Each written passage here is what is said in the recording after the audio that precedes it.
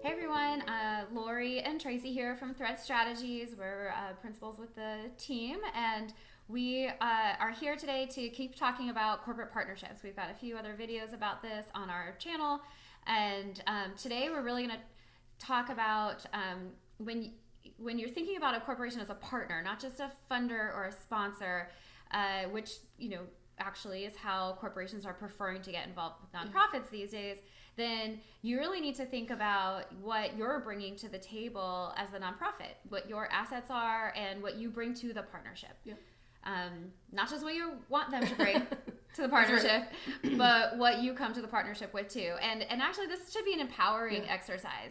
Remember that just because you're a nonprofit doesn't mean you don't have something to offer, and that the corporation is interested in. You're interested in their funding or their volunteers or whatever, and they're interested in some things you have. That's right. They want to know what you do. And they have worked really hard on, lots of corporations have worked really hard on their platforms of, social responsibility and so forth. So they want to be involved and partner. That language itself invites this mutually beneficial relationship in partnership. So when you get started, I think the first place to start, if you really want to be prepared to come to the table, is to know your organization, yourself. And go through the exercise of bringing your key team together and redefine or just codify and make sure that you're very clear on your mission, your vision, and your values. Yeah. Know what you're about. Know what you want to accomplish in the world, and think very strategically about how you accomplish that mission in the world, so that so that you are firm in what it is that you're going to accomplish and what you work every day to do. And who you need to partner. Absolutely. What kind of partner you need to do that. So that might sound so simple. Like, of course we know our mission, vision, and values. We work here every day. But actually, it's really important to put it up front when you're about to prospect a corporate partner, because you want that to be your guiding light on what kind of corporation you're looking to partner with. That you really want to make sure that they're aligned.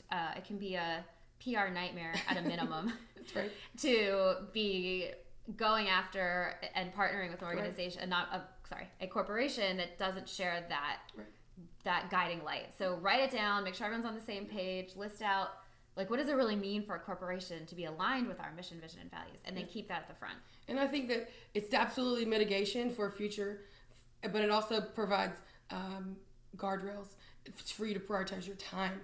So you're really just looking for, it takes this whole world of corporations out there and helps you filter them right away. And that, like Lori said, it should absolutely be that guiding light when you're looking to spend your time researching and reaching out and cultivating. So start there, know yourself. Yeah. So what's next? After you really clear about yourself, what do you think where would you step next? So I would next think about my community. Again, grab your team, Agreed. make this a team effort, and when we say a community, think big about where your organization is involved. So of course, who are you serving, and how are you touching that community? But who's involved as a volunteer? Who are your donors? Who is following you on social media? On each of your platforms might be a different kind of community. Certainly knowing some of those numbers of, we have X number of followers in different places on social media. Those are all assets. Your community is an asset. Most corporations are looking to get their brand in front of more people and to align their brand with a good cause. And so when you can share, hey, when you partner with us, this community of XYZ, ABC, whatever, is going to be part of hearing your story and your brand, and then we're going to be part of your community too. So write it all down. Yeah, and I would add your actual physical location. I know a lot of us are virtual now, but if you do have presence or do programming in one space, one region, one town, that's awesome. But if you also have a national presence where you're doing programming in different places, when you start that prospecting process, that physical location can also help guide you to partners that are there where you are, who want to be a part of the programming that you do in those spaces and the communities. So, and I think the last thing I would just say is, you think about what the actual things that you bring to because I think about programming. What is it that your organization does? What are the assets? Like Lori mentioned, your digital presence. But what are what are the other spaces in which you are working that you can invite a partner into, whether that be creating better programs through their investment, uplifting specific communities. Do you host events that they can be at and be a part of, whether it be volunteer or different types of marketing pieces? What are you doing in that marketing realm? Because all of your marketing assets, like your website, your social media presence, your email, and the list that you're communicating to, those are things that have value. And you want to understand that value as an asset. So when you're talking about a partnership, that corporation might say, how often can you share with your community what it is that we do, and what are the vehicles that you use to share that and to talk about this partnership in an uplifting and values aligned appropriate way. But they're going to want to know how you're planning on also elevating what they're doing and the work that they're helping you bring forward.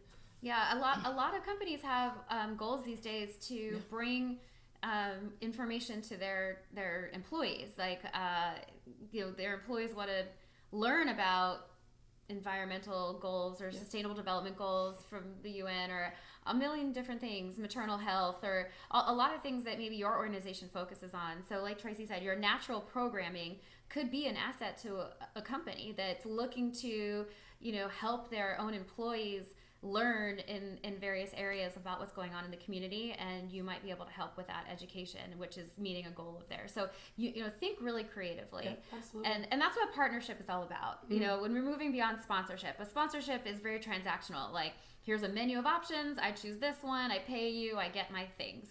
And a partnership is really about, what do we bring to the table and what do we need? What do you bring to the table and what do you need? And how can we creatively come up with something where we're meeting each other's needs, and we're, it's a give and take on both sides. So hopefully those are some ideas to help you think outside the box. Certainly we love brainstorming and hearing about other good ideas. If you've done something super creative in this area, want to share it with us, throw it in the comments or reach out to us. Our contact information is on our website, threadstrategies.com.